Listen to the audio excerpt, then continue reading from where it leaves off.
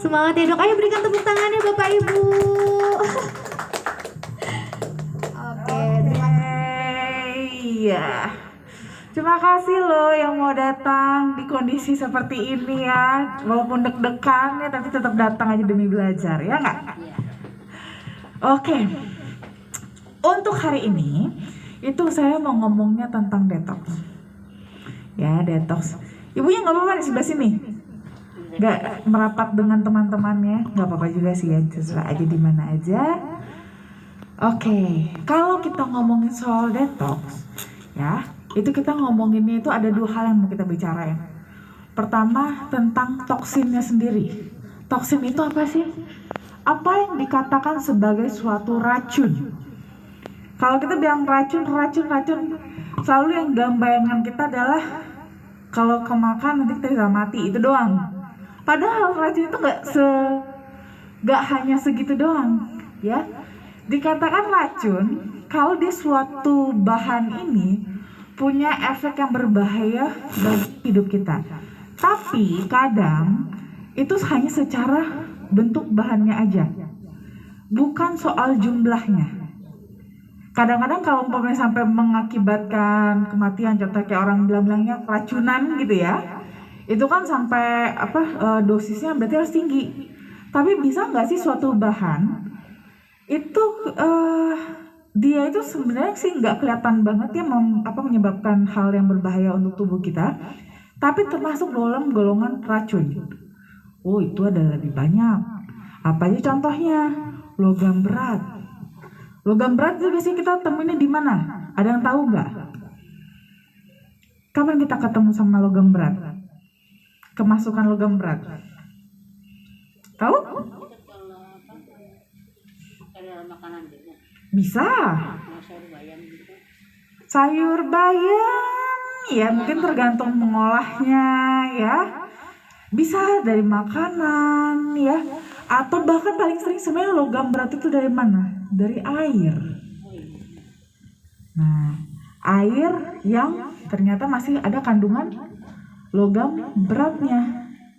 Nah, bisa. Kita langsung keracunan nggak saat itu? Enggak. Tapi lama-lama itu terendap di dalam tubuh kita.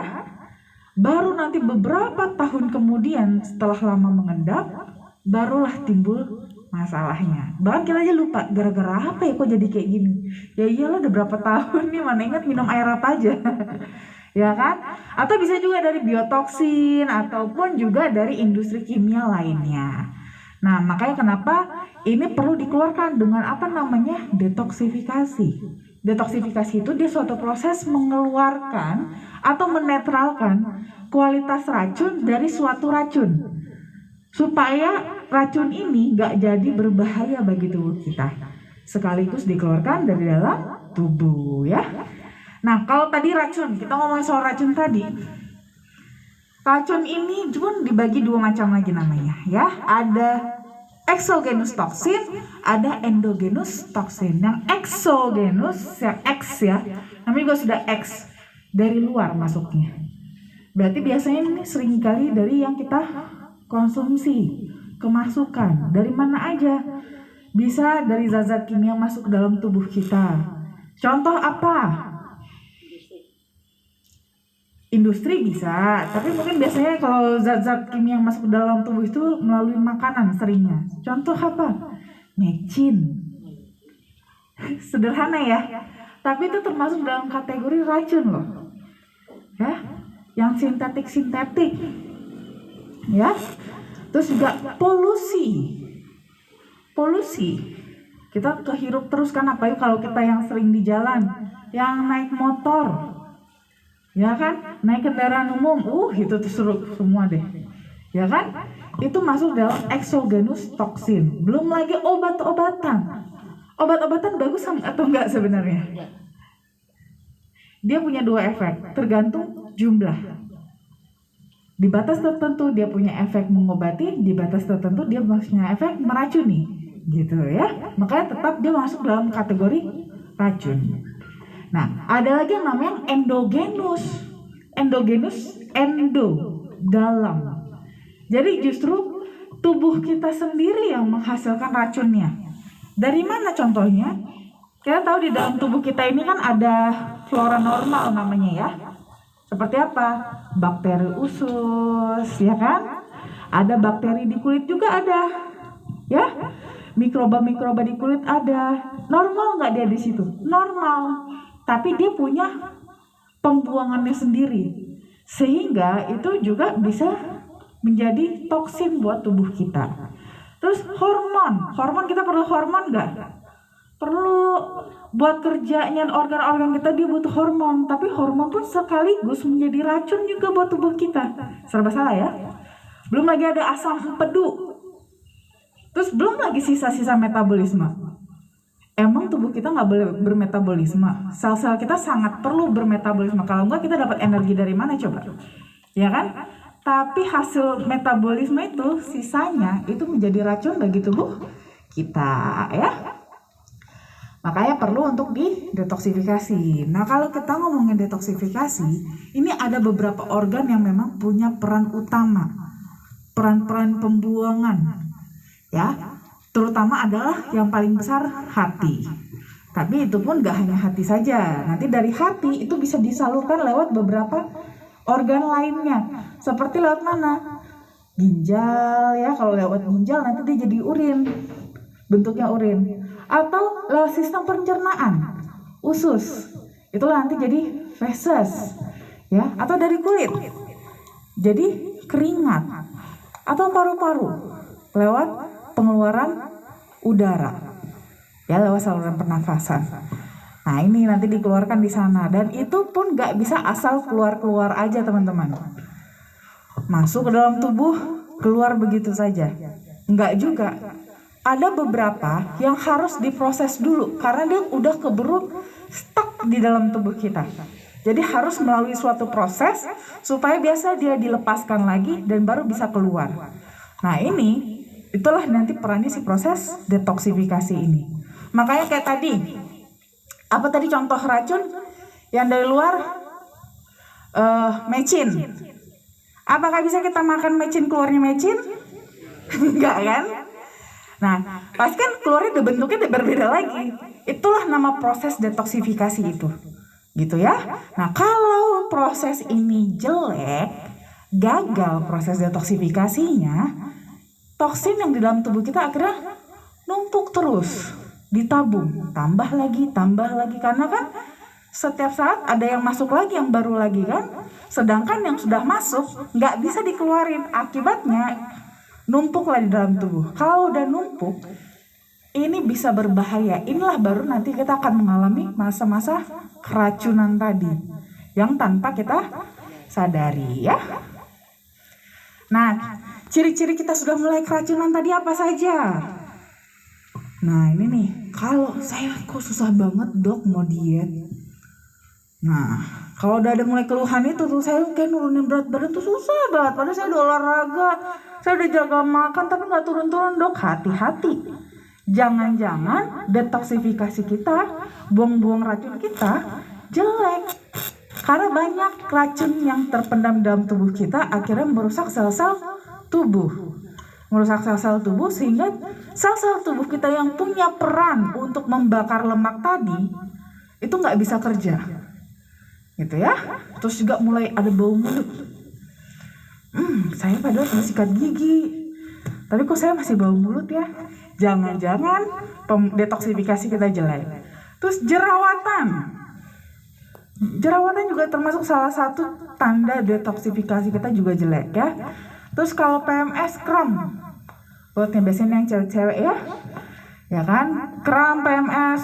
Terus gampang hipoglikemi, gula darahnya terlalu rendah. Serba salah ya, gula darah tinggi salah, rendah juga salah juga ya. Terus juga gampang alergi terhadap lingkungan, debu sedikit alergi, udara ada aneh-aneh dikit langsung alergi, timbul gatal-gatal ya. Adanya ruam kulit dan juga yaitu tadi ya, sulit menurunkan berat badan. Nah, makanya kenapa kita perlu punya sistem detoksifikasi yang baik dalam tubuh. Normalnya yang terjadi di tubuh kita proses detoksifikasinya ini ada dua. Ada detoksifikasi xenobiotik namanya sama detoksifikasi antioksidan. Bedanya apa? Kalau xenobiotik ini dia yang basic detoksnya ya. Dia tuh kalau kita tadi masuk ke dalam tubuh kita si toksin-toksin tadi itu dia bisa menghancurkan zat-zat tersebut lalu dinetralkan, habis itu tinggal dikeluarkan. Dan prosesnya dia menggunakan proses namanya enzimatik, ya pakai enzim. Nah nanti prosesnya pun nanti dibagi dua lagi tahapnya ya, tahap 1 enzimatik, baru tahap kedua yang konjugasi, tinggal dikeluarin aja. Jadi tahap pertama itu tadi yang dihancurkan, terus dibuat netral sifat racunnya, baru habis itu dilarutkan ke dalam air dan dikeluarkan melalui tubuh, biasanya lewat urin, kencing berarti ya. Nah tapi nggak semua racun yang bisa dihandle pakai detoksifikasi xenobiotik ini. Contohnya kalau yang dari luar itu paling racun karena merokok, karena minum obat-obatan, terus karena terpapar herbisida, pestisida ya. Terus juga kalau bakar-bakaran ya, bakar-bakar kan menggunakan arang ya, kayak sate gitu-gitulah ya, itu masih bisa dihandle pakai si detoksifikasi xenobiotik ini. Atau yang dari dalam tubuh kita karena hormonal, hormon masih bisa dihandle sama xenobiotik. Asam empedu masih bisa dihandle sama xenobiotik. Tapi nggak semuanya. Sisanya gimana yang bahan-bahan lain tadi? Tadi kan toksin kan ada banyak banget ya.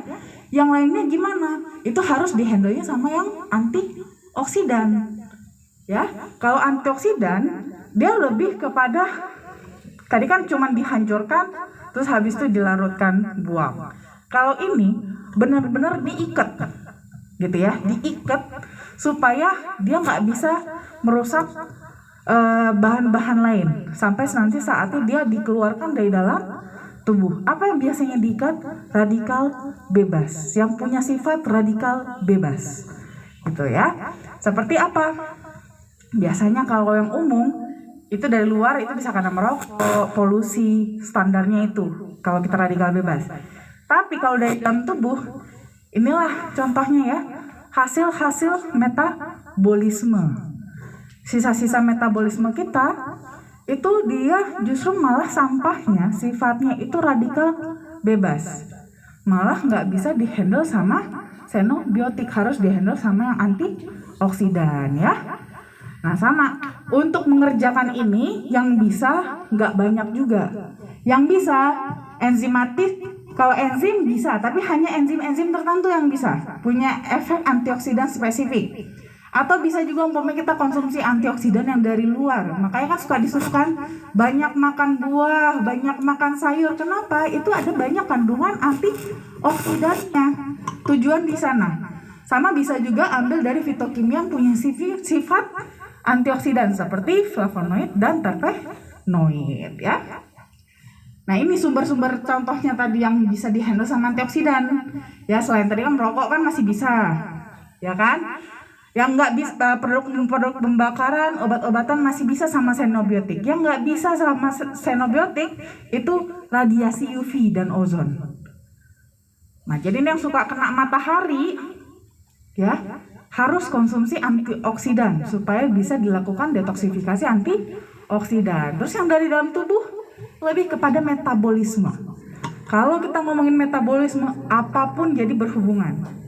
Kita banyak makan, otomatis kerja sel-sel kita jadi meningkat.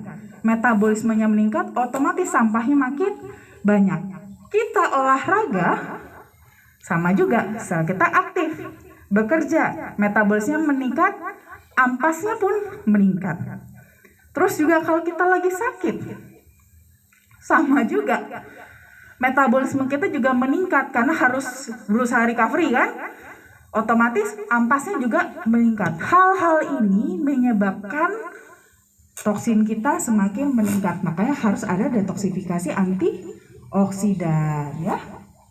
Nah, memperkenalkan produk sayang kita, Cocoa Flavanol Original dan Sweet, dan juga Cocoa Flavanol with L-arginine serta Flavanol Men. Nah, kalau kita ngomongin soal flavanol, dia itu erat sekali hubungannya dengan antioksidan ya, karena dia merupakan salah satu dari 6 kategori flavonoid yang merupakan subkelas dari polifenol. Nah ini kalau dalam jangka panjang memang sudah terkenal dalam manfaatnya untuk kardiovaskular kita. Jadi kalau kita konsumsi dalam waktu pendek ya, sekitar 2 jam itu sudah mulai ada pembesaran pembuluh darah. Tapi kalau kita rutin konsumsinya, manfaat antioksidan yang kita dapatkan ya, cuman nggak gampang dapatnya, butuh metode ekstraksi yang khusus supaya flavanolnya nggak rusak. Nah di sini yang bikin unik adalah karena efek yang punya manfaat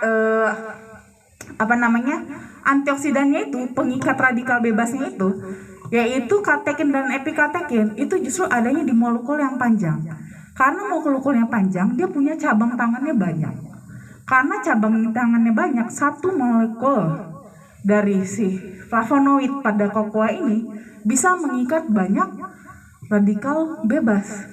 Apalagi jumlahnya yang banyak juga, sehingga tingkat efektivitasannya untuk perannya sebagai antioksidan itu sangat efektif gitu ya. Nah lalu ada juga L-arginine, di mana arginine ini kalau kita ngomongin arginine itu dia lebih ke asam amino ya, asam amino esensial yang dibutuhkan tubuh kita, tapi nggak bisa diproduksi sendiri. Jadi kita harus dapat asupannya dari luar. Biasanya kita dapatnya lebih ke daging-dagingan, daging merah, daging putih, daging ikan ya, atau bisa juga kalau agak-agak vegetarian ya bisa juga dari biji-bijian, kacang-kacangan ya, gandum utuh, kacang kedelai boleh, atau boleh juga dari olahan susu juga bisa ya. Nah di sini selain dia sebagai asam amino, dia sendiri juga bisa berubah menjadi nitric oxide. Dimana kalau dia berubah jadi nitric oxide, dia bisa bantu kita punya pembuluh darah itu jadi terbuka, membesar, dilatasi, supaya aliran darah kita lebih lancar. Nah ini kalau yang punya masalah pembuluh darahnya udah terlalu berat ya, terlalu rusak kondisinya, sehingga kalau mau distimulasi pun pembuluh darahnya untuk memproduksi nitric oxide itu kurang efektif, itu bisa mengandalkan L-arginine untuk menggantikan sementara sambil si pembuluh darahnya diperbaikin sampai nanti baru bisa dia bikin sendiri nitric oxide-nya ya.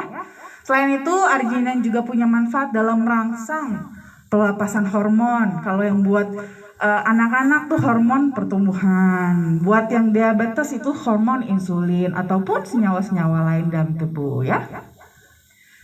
Nah selain itu kalau untuk yang ini gambarnya loncat di flavanol man sendiri ya, selain di dalam coklatnya dia punya ada kandungan senyawa triptofan juga ya, jadi tidak hanya flavanol, dia coklat itu terkenal banget dengan triptofannya sebenarnya kalau dari dulu. Ya, triptofan di mana tuh terkenal buat membuat happy, bikin kita happy gitu ya, lebih meningkatkan pelepasan hormon endorfin dan serotonin. Makanya kalau biasanya kan yang bete, yang sedih, makan coklat biar lebih kalem, lebih tenang ya. Lalu juga tadi L-arginine ya bisa untuk meningkatkan sirkulasi darah, dan juga ginsengnya itu juga sudah terkenal ya kalau kita di Indonesia tuh bahkan buat vitalitas biasa kalau ginseng kan. Dan guarananya ini lebih terkenalnya justru dari Brazil. Ini dia herbal Brazil ya, di mana memang untuk peningkatan libido biasanya ya. Nah di sini untuk ekstraksi flavanol itu dia sudah ada patennya teman-teman. Jadi berbeda dengan produksi coklat pada umumnya. Kalau coklat umumnya itu memang prosesnya itu lebih kepada bagaimana membuat coklat itu enak. Tapi kalau pada flavanol kita ini dia berbeda. Bagaimana membuat si coklat ini tetap punya gizi yang tinggi. Itu tingkat kesehatan yang tinggi, mempertahankan flavanolnya. Makanya metodenya berbeda dibandingkan yang pada umumnya, dan ini sudah dipatenkan oleh produsen kita yaitu Berry Callebaut, di mana metode yang mereka gunakan itu sudah terbukti dapat mempertahankan flavanolnya hingga 80%. Lalu juga sudah ada juga ya studi klinis yang sudah dipatenkan, di mana ini juga bisa bantu buat teman-teman yang pengen punya program detox ya. Makanya mungkin ada beberapa juga mungkin yang dapat pengalaman ya, dia awal-awal konsumsi itu macam-macam deh, reaksi yang badannya sakit, ada yang jadi aduh perutnya macam-macam lah segala macam ya. Itu adalah proses-proses detoksifikasi.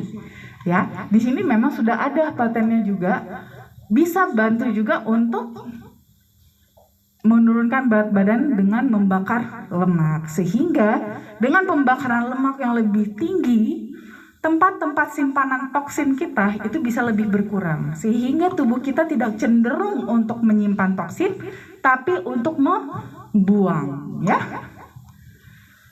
Lalu juga kita sudah ada scientific opinion juga dari EFSA atau European Food Safety Authority. Ini kita sudah bisa klaim manfaat produk kita bermanfaat untuk sirkulasi darah dengan cara mengelastisasitaskan pembuluh darah kita ya. Jadi belibet sendiri saya ya, kebanyakan ngomong. Gitu. Nah, jadi untuk konsumsinya teman-teman bisa mengkonsumsi untuk yang flavanol original maupun sweet itu bisa 3-5 gram ya setiap hari, atau disesuaikan dengan kebutuhan masing-masing. Ada yang butuhnya mungkin 10 gram, ada yang 15 gram. Enaknya aja. Sesuaikan. Jadi harus komunikasi sama tubuh sendiri ya. Hai tubuh, kamu butuhnya berapa gitu ya. Atau bisa mengkonsumsi flavanol DTM with L-arginine juga. Itu bisa dikonsumsi 1 saset per hari untuk maintenance atau 2 saset per hari untuk booster. Biasanya sih saya sering menganjurkannya sejak ada yang DTM ya, pertama-tama konsumsi booster dengan DTM dulu 1-2 minggu, baru habis itu boleh lanjut maintenance-nya dengan DTM juga atau diganti dengan yang original ataupun sweet.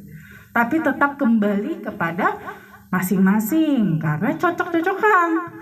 Ada yang cocok pakai DTM, ada yang lebih sukanya pakai original atau sweet. Ya, jadi sesuaikan saja dengan kebutuhan masing-masing. Nah, kalau flavanol men sih konsumsinya cukup 2 hari sekali. Terima kasih.